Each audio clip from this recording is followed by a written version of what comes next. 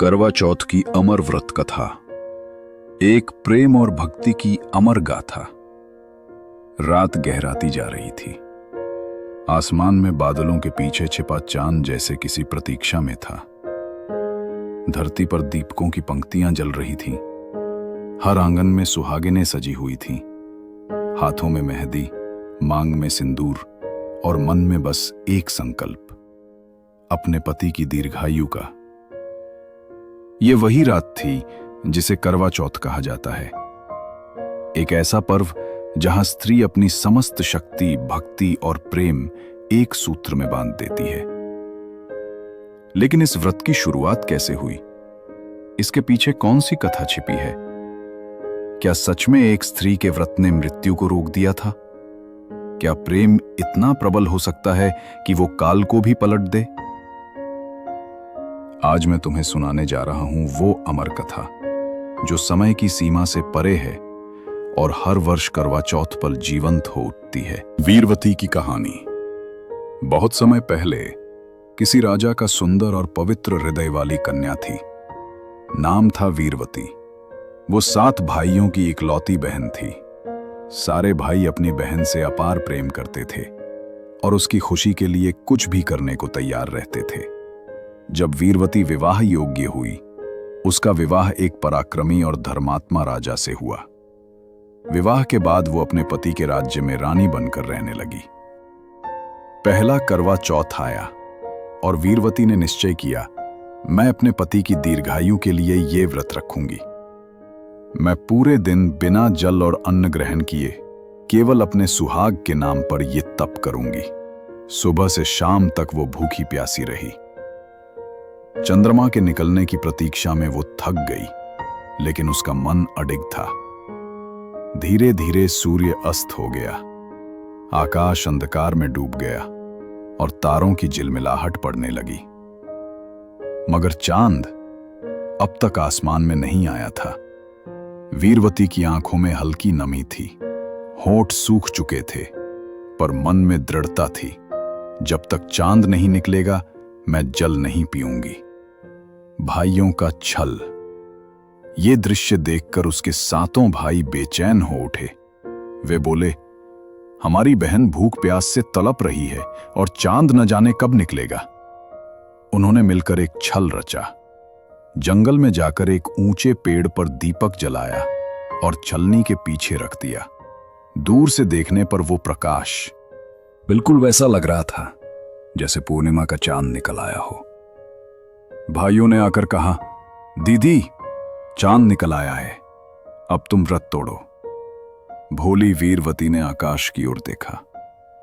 चमकता दीपक उसे चांद लगा और उसमें जल ग्रहण किया। उसी क्षण उसके महल से एक भयानक समाचार आया। उसका पति मृत्यु के शैया पर था। रानी ने जैसे ही ये सुना, उसके हाथ का कलश गिर पड़ा। आंखों से आंसू बह निकले और वो चिल्लाई, हे चंद्रदेव, ये क्या हुआ? मैंने तो आपको साक्षी मानकर ये व्रत किया था। मृत्यु का आघात और सत्य का संकल्प। उसका हृदय कांप उठा। वो महल की ओर दौड़ी। वहां उसका प्रिय पति निष्प्राण पड़ा था। रानी ने रोते हुए उसके चरणों में सिर रख दिया और कहा, अगर मेरा व्रत अधूरा है तो मैं इसे पूरा करूंगी। जब तक मेरा सुहाग जीवित नहीं होगा, मैं विश्राम नहीं लूंगी। उसने अपने आंसू पोंछे और संकल्प लिया, अब मैं हर चौथ को, हर चंद्रमा को पुकारूंगी, जब तक वो मुझे मेरा जीवन वापस नहीं देता। वो महल के बाहर निकल गई। अपने पति के शरीर को एक चादर में लपेटा और एक छोटे झोंपड़े में उसे रख दिया। वो हर दिन नया व्रत रखती, हर रात भगवान से प्रार्थना करती, हर चौथ को नए चांद का इंतजार करती। उसकी आंखों के आंसू सूख चुके थे, पर उसके विश्वास की आग अब भी जल रही थी। समय बीतता गया। महीनों निकल गए, ऋतुएं बदल गईं, लेकिन वीरवती का संकल्प नहीं टूटा। देवता भी उसकी तपस्या देखकर विचलित हो उठे। स्वर्ग में माता पार्वती और भगवान शिव वार्तालाप कर रहे थे। देवेश, पार्वती बोली, देखिए ये स्त्री जिसने अपने पति के शव के पास महीनों तप किया है, इसका प्रेम और भक्ति किसी युग में नहीं देखी गई। भगवान शिव बोले, हे पार्वती, ये वही स्त्री है जिसके प्रेम के कारण आज पृथ्वी कांप रही है। जाओ देवी, शिव ने कहा, इस स्त्री को वरदान दो। इसकी भक्ति अब फलित होने का समय आ गया है। माता पार्वती का आशीर्वाद। रात गहरी थी, दीपक बुझने को था। वीरवती अपने पति के चरणों में बैठी थी। मंद आवाज में भगवान से कह रही थी, प्रभु, मेरे तप को व्यर्थ मत जाने दो। और तभी झोंपड़ी में दिव्य प्रकाश फैला। सामने प्रकट हुई माता पार्वती। उन्होंने मुस्कुराकर कहा, बेटी, तुम्हारा तप, तुम्हारा प्रेम, तुम्हारी भक्ति, तीनों ने मुझे प्रसन्न किया है। मैं तुम्हें आशीर्वाद देती हूं, तुम्हारा पति पुनः जीवित होगा। पार्वती ने अपने करकमलों से जल छिड़का और वो पुरुष जो महीनों से मृत पड़ा था, धीरे धीरे अपनी आंखें खोलने लगा। वीरवती चिल्लाई, प्रभु, आप जीवित हैं। आकाश में चंद्रमा मुस्कुरा रहा था, जैसे स्वयं चंद्रदेव भी उस प्रेम के आगे झुक गए हों। करवा चौथ का आरंभ। उस दिन से ये व्रत करवा चौथ कहलाया, क्योंकि वीरवती ने अपने पति के जीवन को अपने करवा कलश के जल और चौथ के चांद से जोड़ा था। तब से हर वर्ष सुहागिनें उसी श्रद्धा से ये व्रत करती हैं। चांद के दर्शन से पहले अन्न और जल नहीं ग्रहण करती और चांद को देख अपने पति की दीर्घायु का आशीर्वाद मांगती हैं। ये व्रत केवल पति के लिए नहीं, ये स्त्री की आत्मा की शक्ति का प्रतीक है।